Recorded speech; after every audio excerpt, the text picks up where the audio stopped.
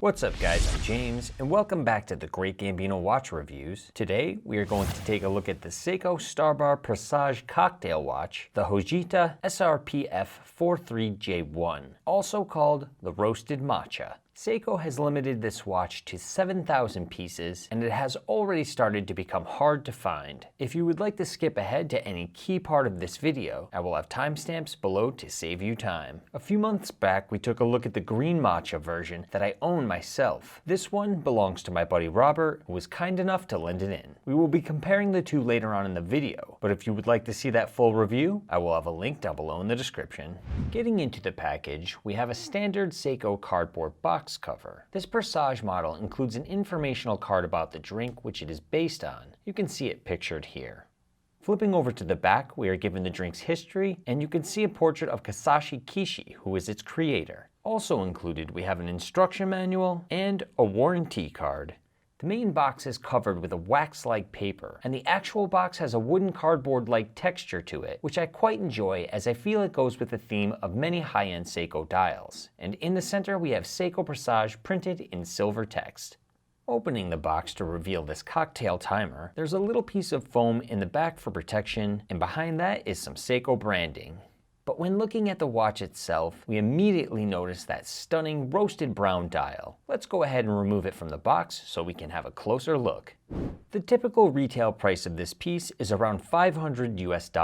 It has become a little harder to find, with some places raising it to around $700. When I first found out about these two Presage models, I was immediately intrigued by their beautifully textured dials, which remind me of something that you would find in the more premium Grand Seiko line. And after owning the green version for about half a year, I can honestly say that I feel I got an amazing deal. This is a classy piece that has tons of character and is perfect for a casual or dressy occasion.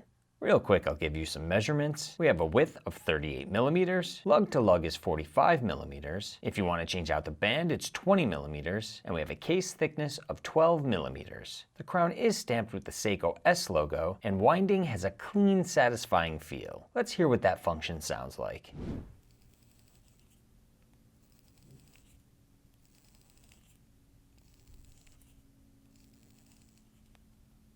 The high domed glass is made out of Seiko's proprietary Hardlex. There is no AR coating, but as you can see here in this shot, it does an excellent job of reducing glare all on its own. It would have been nice to have sapphire in this piece, but I think Seiko made the right choice as the price is perfect and I have never personally had a problem with Hardlex in the past. When staring close up at the dial, you can see its amazing artistic detail. No matter what the lighting condition, it will always seem like a highly textured dial. But what I have noticed with mine is that when I go out in very bright sunlight, it almost gets a metallic shimmer that blends with that. I will say the same thing I said the last time I reviewed one of these. The texture of the dial reminds me of the frosted look you will find on the Sarx 055, better known as the Baby Grand Seiko Snowflake. And these Matcha pieces have a really cool fume effect. This model here will radiate from a rich gold center to a dark brown at the edges. It's extremely satisfying to stare at on the wrist. Seiko has used a Dauphine-style handset that if you look closely, you will notice the left side is brushed with the right side polished. This is similar to every other indice marking that is broken up into 3 sections, with brushed on the top and polished on the sides. This combination of both will create light flicker, giving the piece a little hint of bling on the wrist. In between those indices, we are given very nicely applied numerals that are in a font that I really appreciate. There is a date window at the 3 o'clock with the numbers in black and the background in white. I kind of wish it was the opposite so it would blend into the dial a little more seamlessly, but it's not a deal breaker.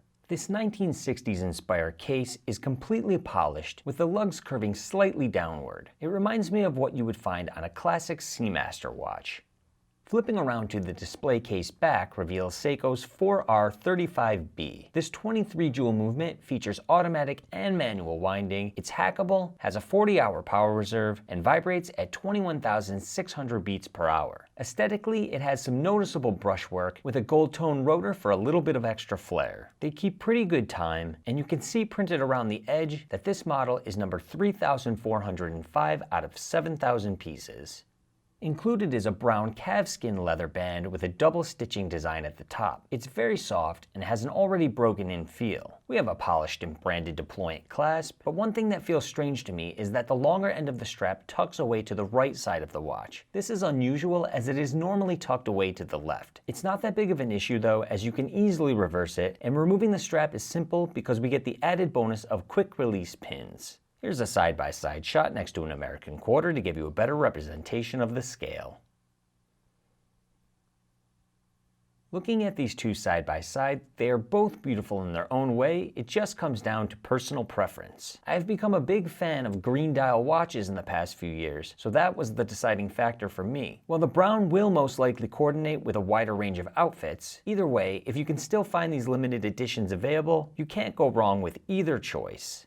And here's a shot on my 6.75-inch wrist. At 38mm, it feels perfect. It's not too small or too large, and overall, it looks much more expensive than it is. But let's go ahead and cut to the outdoor shots so I can show you that natural light reflection.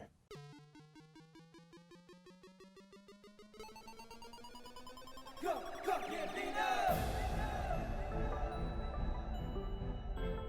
Great Gambino!